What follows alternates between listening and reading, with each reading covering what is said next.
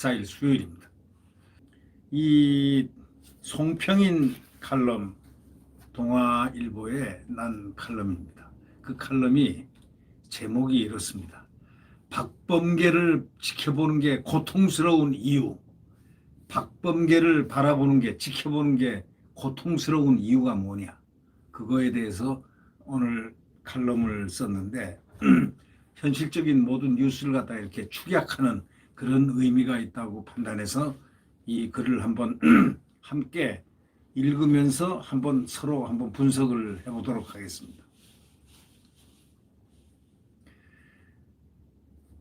이 송평인 논설위원은 이렇게 얘기합니다. 박범계 스스로 문제점을 못 느낀 국감장에서 대법관한테 이런 적이 있었지 않습니까? 살려주세요 하면 돈 줄 테니까 뭐 이런 얘기 비슷한 거 했지 않습니까? 살려주세요 해보라. 이런 발언하고 검찰 인사안에 민정수석 패싱하고 이 일반적인 무례함을 뛰어넘어 가지고 양아치 같은 이질감을 안겨줬다고 신랄하게 비판하고 있습니다. 양아치 같은 이질감을 안겨줘서 굉장히 기분이 안 좋다라는 그런 뜻인 것 같습니다. 이 박범계 장관하고 비슷한 시기에 비슷한 동네에서 고등학교를 다녔는데 박 장관이 다닌 고교에 가지 않으면 내가 다닌 고교에 가도록 배정이 됐으니 학교 사정이 크게 다르지는 않았을 것이다. 이렇게 시작하는 걸로 봐서 이 상당히 흥미가 진진하지 않습니까? 박범계 법무장관이 비슷한 시기에 비슷한 동네에서 고등학교를 다녔는데 박 장관이 다닌 고교에 가지 않으면 내가 다닌 고교에 가도록 배정이 됐으니 학교 사정이 크게 다르지는 않았을 것이다로 시작하는 이 송평인 동아일보 논설위원의 이 글은 흥미가 진진합니다. 고교 1학년 때 반에 밴드 부원이 있었는데 어느 날 자율학습 시간에 하도 떠들어서 이 송평인 기자가 좀 조용히 하라고 제지하다가 다툼이 벌어졌다. 이런 얘기를 수레하고 있습니다. 그러더니 그가 교실에 거울을 갖다 깨서 조각을 딱 집어들었다는 겁니다. 친구들이 나서 말리는 바람에 싸움은 일단 중단됐지만 휴식 시간에 3학년 밴드부 주장이 밴드부실로 이 송평인 논설위원을 불렀다는 겁니다. 그러니까 학생들은 음악 시간에 음악실에 가다가 음악실 옆에 밴드부실로 끌려가 괴롭힘을 당하기가 흔히 일쑤였다는 겁니다. 이 밴드부가 아마 상당히 그때는 막강했던 모양입니다. 소위 학교 조폭 같은 그런 이 학교에서는 이 송평인 논설위원이 다녔던 학교에서는 당시에는 꼭 학교 조폭 같은 그런 무서운 의시시함이 아마 밴드부가 있었지 않나 싶은 그런 느낌이 듭니다. 그러니까 음악 시간에 음악실에 가다가 음악실 옆에 밴드부로 끌려가 괴롭힘을 당하기가 일쑤였기 때문에 소문이 나 있었다는 그런 내용이 숨어 있죠. 그곳에서 혼자 밴드부 주장하고 마주했는데 그 밴드부 주장이 송평인 논설위원에게 겁을 주다가 혹시 서클에 가입돼 있느냐 하고 물었다는 겁니다. 그래서 YMCA에 가입돼 있다고 그렇게 말하자 그냥 가라고 했다는 겁니다. 이 YMCA는 이 박 장관이 가입한 갈매기 조노선 유의 음성 서클 약자가 아니고 국사책에 나오는 황성 기독교 청년회를 말합니다. 상당히 건전 서클이죠. 하지만 제보다 이 제사 지내는 것보다 제밥에 관심이 있었던 친구들이 많이 들어와 있었고 그중에서 우리 학년 짱도 있었는데 여학생과 빵집에서 빵만 먹어도 바리깡으로 머리 깎이던 시절인데 서울 종로 YMCA 회관이나 야외에서 여고 YMCA와 연합 집회를 할 수 있었기 때문에 거기 아주 인기가 좋았다는 거죠. 그래서 이 송평인 논설위원이 이렇게 수리합니다. 나랑 시비가 붙었던 밴드부 녀석이 3학년 때 반 친구들을 칼로 찔러가지고 퇴학을 당했는데 이게 말죽거리 잔혹사에 나오는 듯 1980년을 전후한 당시는 서울 변두리 지역 학교에서 폭력이 만연했었다고 합니다.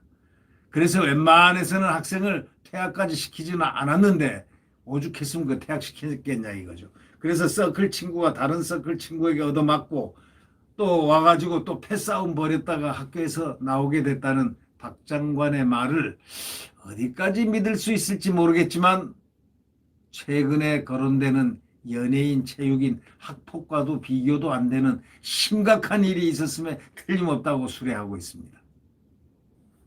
의원님 살려주십시오. 한 번만 해보세요. 박 장관이 국회의원 때 대법관인 법원 행정처장한테 삭감된 대법원 예산을 갖다가 복원시켜 줄 테니까 한 번만 살려주세요. 의원님 살려주십시오. 그렇게 한번 해보라. 이런 말을 한 그 내용을 얘기하는 겁니다. 보통 사람들 같으면 호의 베풀 때 그런 말 합니까? 안 하죠. 의원님 살려주십시오. 한 번만 해보세요. 이 매스컴이 전부 다 이 촬영하고 있는데 어떻게 그런 얘기 보통 사람 할 수 있습니까? 보통 사람 그런 말을 못합니다. 그것은 마치 학교 양아치가 친구를 딱 잡아놓고 괴롭히다가 너 보내줄 테니까 살려주십시오 하고 빌어봐라. 한번 해봐라. 살려주십시오 하고 빌어봐라. 그거 하는 거하고 비슷한 뉘앙스라고 지적합니다. 그런 말을 하면서도 스스로 이상하게 느끼지 않았다면 그가 일반적이지 않은 것입니다. 비범한 거죠.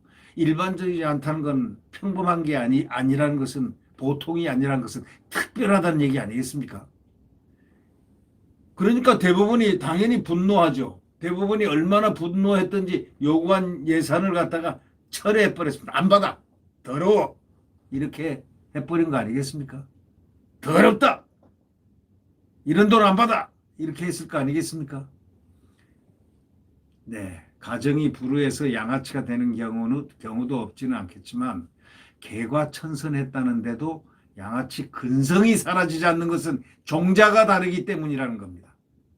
이 말이 아주 근사합니다. 저는 이 말이 너무 근사한 표현이라서 참 이걸 꼭 알려주고 있습니다. 가정이 불우해서 양아치가 되는 경우도 없지는 않겠지만 개과천선했다는데도 양아치 근성이 사라지지 않는 것은 종자내기가 다르기 때문에, 종자가 다르다. 씨가 다르기 때문 아니냐. 이 말입니다. 그래서 이제 검사들은 아무리 터프해도 범생이들이다. 이 얘기를 하는데 저는 이 말에 상당히 중요하다고 생각합니다. 이 검사들 있지 않습니까? 아무리 거칠고 뭐 하다 그래도 그 사람들은 일정하게 좋은 대학을 나오고 아니면은 대학을 안 나왔다 하더라도 참 어려운 그 과정을 겪으면서 공부를 열심히 해서 규율을 지켜가면서 모범생으로서 청운의 뜻을 품고 원래 공부한 사람들입니다. 검사들은 그래서 아무리 터프해도 모범생이 범생이들이라는 얘기입니다. 윤석열 검찰총장이 구수 9번이나 시험 반 끝에 사법시험에 합격하고 소신을 굽히지 않는 좌충우돌 끝에 정상에 올랐지 않습니까? 지금은 뒷짐을 지고 어슬렁거리고 다니지만 기본적으로 그 양반은 모범생이다 라고 딱 정의를 하고 있습니다. 신현수 민정수석 역시 검사 출신답지 않게 술 한잔 들어가면 피아노 앞에 앉아서 노래를 흥얼거리는 로맨티스트지만 기본적으로는 모범생이다. 그 모범생이들이 그 구역에 완전히 다른 세계의 사람이 들어와서 발생한 것이 최근 검사 인사사태다. 여기 어떻습니까? 신현수라든가 민정수석이라든가 검찰총장 윤석열이라든가 이런 분들은 모범생이었다는 겁니다. 바로 학생 때 모범생이었다는 겁니다. 자, 보십시오. 두 분 다 서울대학교 법과대학을 나왔죠. 그리고 고시를 합격했죠. 옛날 시험은 고시는 지금처럼 딱 졸업하면 다 주고 천몇 명, 몇천 이렇게 주고 하는 그런 고시생이 아닙니다. 합격 그게 아닙니다. 그때는 아주 적은 수의 고시생들이 합격할 때입니다. 그러니까 이런 소위 말해서 이런 모범생들이 있는 그 구역, 이 대한민국이라는 바로 그 인사 영역, 그 구역에 민정수석, 검찰총장, 그 인사하는 법무부 장관, 이 영역에 완전히 다른 세계의 사람이 하나 들어와서 발생한 것이 최근 검사 인사라는 겁니다. 그게 누구냐? 여러분 한번 생각해 보시죠. 구역에 완전히 다른 세계 사람이 들어와서 발생한 것이 최근 검사 인사사태로 규정합니다. 박 장관은 신수석을 패싱해 버렸습니다. 박범계가 인사권자가 대통령인데 별거냐 할지 모르지만 청와대가 그 패싱을 해명할 논리를 찾지 못해가지고 지금 얼버무릴 정도로 좀 당황하고 있습니다. 그게 아주 이질적인 사건입니다. 박 장관은 신수석을 패싱하면서 그에게는 또 이렇게 얘기했습니다. 왜 우리 편에 서지 않느냐 이렇게 말했다는 겁니다. 이게 뭡니까? 바로 이 점을 이 송평희 논설위원이 지적하는 것은 바로 양아치 아니냐 이런 얘기죠.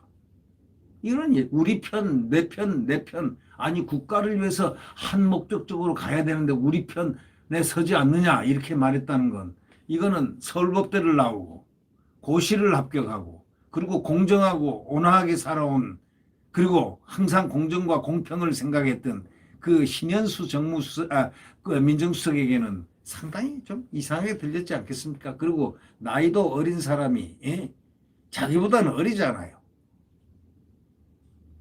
어떻게 생각했겠습니까? 왜 우리 편에 서지 않느냐 말했다고 합니다. 이 모범생, 범생이들은 억지 논리라도 왜 옳은가를 먼저 내세웁니다. 모범생들은요, 왜 옳은가를 먼저 내세웁니다. 그래서 범생이라고 그러죠.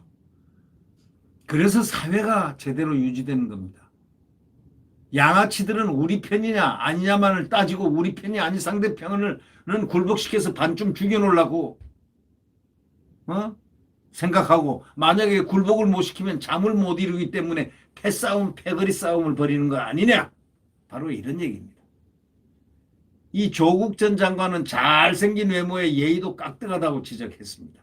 그런 사람이 어떻게 그런 위선적인 삶을 살았는지 지지하는 사람은 믿기 싫고 비판하는 사람은 궁금할 따름이다 라고 이렇게 기술하고 있습니다. 추미애를 한번 보십시오. 추미애 전 장관은 유신 말기에도 홀로 입신양명을 위해서 고시공부에 몰두한 학생이었지 않습니까? 그때 출세 한번 하고 싶어가지고 틀림없이 입신양명 속된 말로 출세를 위해서 고시공부에 몰두한 학생이었지 않습니까?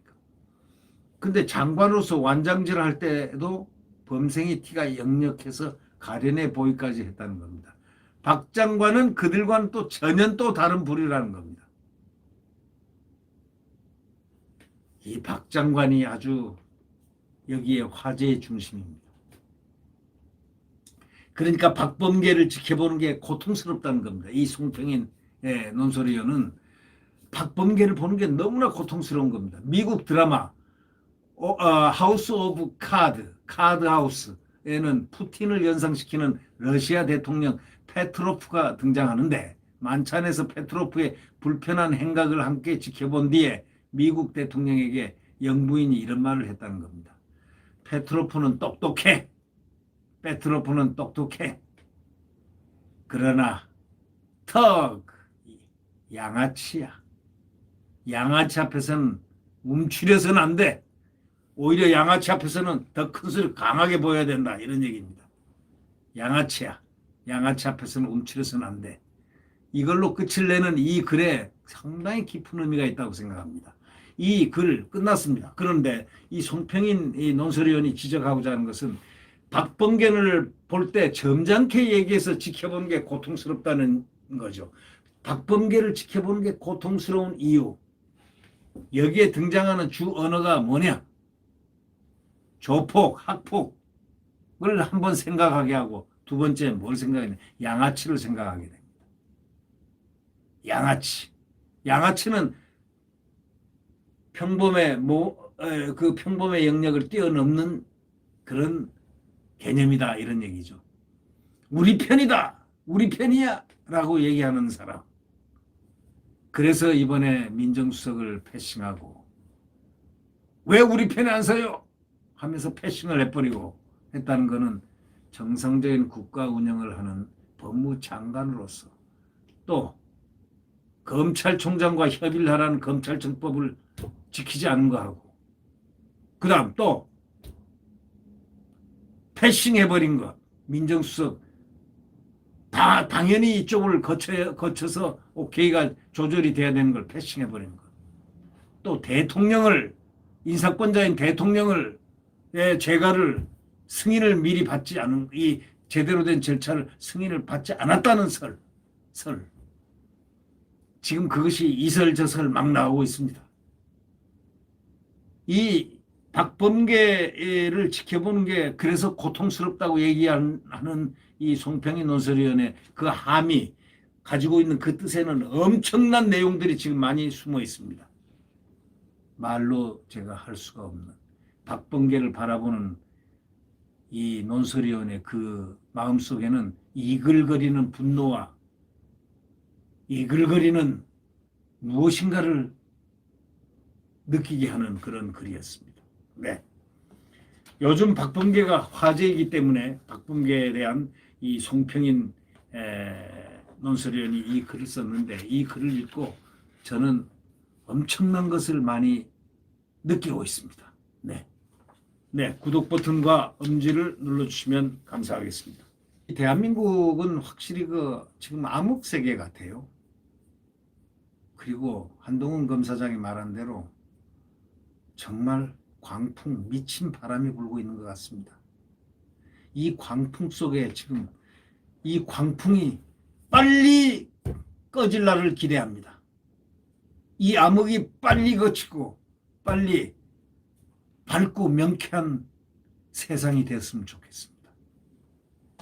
내일 태양은 다시 떠오릅니다.